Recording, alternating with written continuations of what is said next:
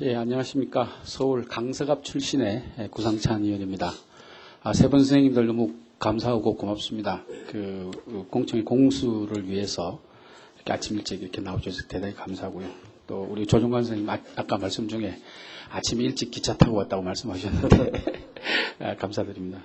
또 우리 손혁재 선생님이나 윤종민 선생님은 이틀 동안 계속 이렇게 나와주셔서 정말 고맙습니다. 우리 또 윤종민 선생님은 공술 중에 우리 이 특별위원회 위원들이 여러 가지 상임위나 예결산위원회 중복 소속이 되어서 이렇게 왔다 갔다 하는 거 보고 참 안타깝고 안쓰럽다는 말씀을 해주셔서 저희들 이렇게 어려운 점 이해해 주시는 것 같아요. 정말 고맙습니다. 감사합니다. 조정관 선생님께 하나 제가 조금 멀리서 오셨지만 좀 서운한 말씀부터 하나 드리고 시작을 해야 되겠습니다. 우리 조정관 공수님께서 아까 말씀 중에 물론 극단적인 내라고 말씀을 하셨지만 이걸 좀 정리를 하고 갈 필요가 있어서 제가 한번 말씀을 드리고 넘어가도록 하겠습니다. 아까 299명의 국회의원의 정수가 필요 없다. 단 몇 분의 정당 지도자들이나 또 대권 주자들만 있으면 되는 구조다라고 말씀을 하셨습니다. 물론 극단적인 예를 드신 겁니다만은 우리 국회는 국민들은 정치를 언론을 통해서만 접할 수가 있기 때문에 제가 조금 말씀을 올린다면 언론에 보도되는 분들이 이제 정당 지도자의 몇 분이고 또 대권 주자 위주의 언론 보도 형태 때문에 많은 국민들이 그렇게 이해할 수는 있습니다만은 많은 우리 의원님들께서 입법과 예결산 심의 또 행정부의 견제 기능을 강화하고 이 의원회관에 한 12시쯤에 한번 와보십시오. 불 꺼진 의원회관이 거의 없습니다. 그만치 우리 묵묵히 국민들이 주신 여러 가지 업무를 열심히 수행하고 있다는 말씀을 먼저 좀 드리겠습니다. 물론 선생님께서는極端적 예를 드신 겁니다만은 이게 또 국회라는 게 속기록에 남기 때문에 제가 먼저 우리 국회의 말씀을 또 이렇게 하지 않을 수가 없어서 먼저 이런 말씀을 드립니다. 또 대정부 질문 말씀도 하셨는데 우리 손혁재 선생님 의견에 저는 동의를 합니다. 대정부 질문이 필요 없다. 이렇게 말씀을 하셨는데 대정부 질문은 상임위 위주의 국회가 되어야 한다는 말씀에는 제가 선생님 말씀에 전적으로 동의합니다. 상임위 위주의 국회가 되어야 된다. 말씀에 전적으로 동의하면서도 대정부 질문에서 많은 행정부의 잘못된 점, 또 예결산의 잘못된 점들을 다 지적하고 해서 그걸 개선하고 있는 그런 여러 가지 제도입니다. 또 자기 소속 상임위가 아닌 의원님들께서 딴 소속 장관들이나 분야에 잘못된 지점을 지적하고 또 이렇게 개선하고 이런 여러 가지 좋은 지점이 있다는 것도 아울러 말씀을 좀 드리고 싶습니다. 선생님께서 오늘 여러 가지 말씀하신 거를 이제 종합해보면 교섭단체 중심의 집단적 의정에서 회의체 중심의 의정을 바뀌어야 된다. 이런 말씀으로 제가 이해를 했습니다. 선생님, 그렇죠? 네. 대부분의 민주주의 국가들은 정당과 위원회를 축으로 의회 조직을 운영하고 있습니다. 이끌어가고 있고요. 예를 들면 미국의 경우는 상임위 위주, 그러니까 위원회 위주로 중심으로 의회를 이끌어가고 있고요. 또 유럽의 경우는 정당을 중심으로 이끌어가고 있습니다. 우리 조정관 진술인의 안은 제가 보기에는 미국식 위원회 운영을 염두에 두고 미국식의 의회 시스템을 좀 좋은 점을 따가지 와서 해야 되겠다고 제안하신 것으로 제가 이해를 하고 있습니다. 근데 우리나라에서도 말이죠. 정당마다 시스템이 다 천차만별입니다. 또 정당의 의사결정 과정도 다 조금씩 다릅니다. 따라서 정당 중심의 의회 운영을 개혁하는 것에 앞서 정당 개혁을 먼저 논의하는 것이 더 중요하다고 저는 생각을 합니다. 정당의 잘못된 관행이나 행태가 분명히 있습니다. 또 정당의 역할 자체를 그런 것을 가지고 정당 역할 자체를 좀 폄하하는 듯한 그런 것은 다소 좀 비약적인 요소가 있지 않나 이렇게 생각을 합니다. 먼저 정당의 역할 중에서 개별 의원들의 선생님 말씀대로 개별 의원들의 견해가 잘 수렴될 수 있도록 하는 정당의 정책 결정 구조를 만드는 것은 정말로 중요한 생각이고 또 선생님 말씀에 전적으로 동의를 합니다. 또 그런 일을 하기 위해서 저희 의원들이 더 노력하고 그 일을 선행해야 되겠죠. 정당 내부에서 상향식 정책 결정 구조의 수립 및 공고와 같은 문제는 말씀이죠. 여기는 제가 소속되어 있는 우리 당의 문제만도 아니고 또 야당의 문제일 수도 있고 여야 공이 정당 정책 결정 구조에 많은 문제점이 있는 것은 사실입니다. 그런데 오늘 그 선생님 말씀은 정당보다는 상임위원회 역할을 너무 강조하신 거 아닌가 이런 생각이 듭니다. 제 생각에는 정당과 상임위의 그 역할이 함께 강조되어야 되지 정당의 구조, 정당의 의사정책 결정만 중요하다고 생각하기에는 저는 오히려 같이 함께 강조되어야 되지 않나 이런 생각을 해봅니다. 우리 사회가 대통령제하고 또 의회 제도의 충돌, 제도적 충돌 같은 문제를 잠시 잊고 있거든요. 그래서 국회에 많은 국민들의 질타가 국회로만 쏟아집니다.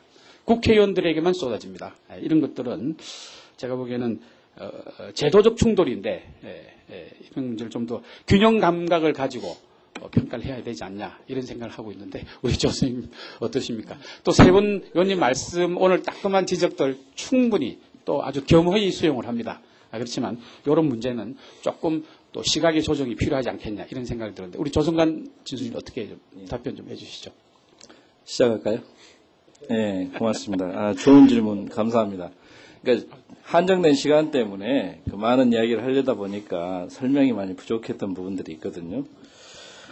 저는 국회의원 299명 여러분께서 굉장히 열심히 일하고 있다는 걸 전혀 부정하지 않습니다. 문제는 쟁점 법안이나 당론 투표가 요구되는 법안들에 대해서 상당수의 의원들이 조금 당과는 다른 생각을 가지고 있음에도 불구하고 그걸 따라야 되는 것이 이제 그동안의 우리 국회 운영이고 또 그 따르는 과정에서 그렇게 된다면 우리 국민들 보기에 299명이 다 필요하겠느냐라는 이야기가 나올 수밖에 없는 것이죠.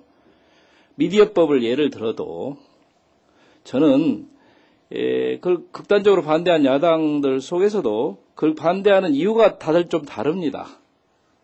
또 마찬가지로 여당 안에서도 그 법에 대해서 상당히 비판적인 의원들이 있는 걸로 저는 압니다. 그런데도 불구하고 그 법안을 가지고 극단적인 물리적 충돌까지 가게 되는 것은 아까 말씀하신 당론 형성 과정에서의 문제가 물론 있겠지요. 그렇지만 당론이라고 해서 무조건 그것을 따라야 되는 현실 구조가 문제가 있다는 거예요. 근데 그게 단순히 정당만의 선생님 말씀하신 것처럼 의원님 말씀하신 것처럼 정당 내부의 정당 당내 민주주의만의 문제는 아니라고 저는 생각합니다. 그러니까 의회의 운영 전체를 교섭단체 중심으로 가져가고 있기 때문에 사실은 여러 가지 목소리가 충분히 나오지 못하고 있고 언론들도 마찬가지입니다. 교섭단체 중심으로 가니까 교섭단체의 대변인 목만 바라보고 있는 것이죠. 사실은. 이제 그런 모든 그런 기제를 바꿔나가야 되는데 물론 저도 정당 내에서의 당론 형성 과정이 변화되어야 된다는 것에 전적으로 동의하고 정당 개혁이 굉장히 중요하다는 걸 생각하지만 동시에 의회 내부에서도 국민들은 정당을 보고 의원을 뽑기도 하지만 동시에 인물을 보고 의원을 뽑기도 합니다. 그래서 그런 부분이 충분히 발현될 수 있도록 다양한 목소리가 나올 수 있어야만이 현실적으로 뭐랄까 사회적 합의, 의회에서의 합의가 가능해진다는 것이죠. 현재 같은 구조에서는 합의가 불가능한 상황이 아닌가 이런 부분을 좀 강조한 겁니다. 그래서 조금 부연 설명을 좀 더 하자면요. 말씀하신 대로 미국이 위원회 위주로 운영을 하고 유럽은 정당 위주로 운영한다. 맞는 말씀입니다. 그런데 권력 구조에 심대한 차이가 있습니다. 기본적으로.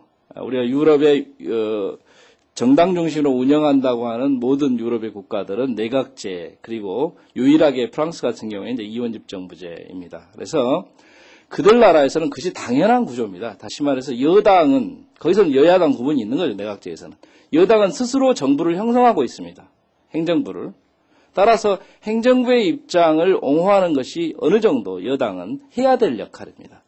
그런데 우리나라는 국민이 대통령도 뽑고 의회도 따로 뽑거든요. 국회도. 대통령제입니다. 물론 의회제적 요소가 상당히 가미가 되어 있죠. 그래서 국무총리제라든가 여러 가지 문제가 있습니다만은, 그러나 문제는 우리나라에서는 이 대통령의 정당이 그렇다면 해야 될 역할이 한편으로는 대통령의 정책을 옹호하기도 하지만 또 한편으로는 분명히 행정부에 대해서 견제 균형을 해줘야 되고 입법차역 차원에서는 상당히 독립적으로 활동을 해야 됩니다. 그런데 현실적으로는 그렇게 잘 되지 않고 있다. 그런 문제가 있는 거죠. 그래서 저는 구의원님 의견에 대해서 뭐 전면적으로 반대하거나 그러지는 않습니다. 다만 현재까지 지나치게 정당 위주로 되어 왔는데 그거를 좀 풀어줘야만이 개별 의원들의 뛰어난 역량이 최대한 잘 발휘될 수 있도록 되는데 그걸 좀 풀어주기 위해서는 이 교섭단체의 역할이 많이 축소되는 것이 필요하다라는 것이죠. 제가 운영위원회를 예를 들었는데 운영위원회를 중심으로 의사일정을 가져가야 된다 하는 이유는 사실은 운영위원회 안에서도 분명히 다수당이 다수 의석을 갖고 있기 때문에 다수당이 지배를 할 겁니다. 그러나 운영위원회라고 하는 회의체 안에서 논의를 통해서 극단적인 소수파나 혹은 뭐 지금으로 치면 민주노동당과의 심상정 의원이나 뭐 이런 죄송합니다. 민주노동당 같은 그런 분들도 포함되어 있을 수 있고 하기 때문에 그런 부분에서 제3자나 제4자들이 중간에 윤활유의 역할을 할 수도 있고 또 블락킹의 역할도 물론 할 수 있겠습니다만은 그런 과정들을 만들어줘야만이 우리가 299명의 의원들을 뽑아내가는 말하자면 의미가 있다라는 것이죠. 그래서 제 생각에는 말씀하신 모든 것들을 긍정적으로 받아들이면서도 위원회가 위원회 자체의 기능을 회복해 가는 것이 맞다. 한 가지만 더 말씀드리겠습니다. 혹자는 위원회 중심으로 가면 위원장이 너무 전권을 행사를 해가지고 뭐 우리 추미애 의원님 같이 말하자면 위원장이 너무 전권을 행사를 해가지고 오히려 문제가 될 수도 있지 않겠냐라는 생각을 하시기 쉬운데 제가 생각할 때는 전혀 그렇지 않을 거라고 봅니다. 왜냐하면 위원장 스스로가 또는 그 위원회를 구성하고 있는 사람들 위원장을 뽑고 또 위원장 스스로가 그것에 의해서 고지가 부여되기 때문에 오히려 자기 정당의 전략적 입장보다는 위원장 자신의 의원으로서의 어떤 역할과 권위를 위해서 노력을 하게 될 것입니다.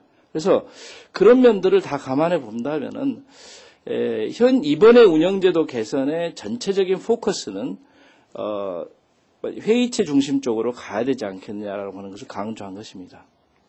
네, 수고하셨습니다. 네, 다음 민주당의 양승조 의원님 질의해 주시기 바랍니다.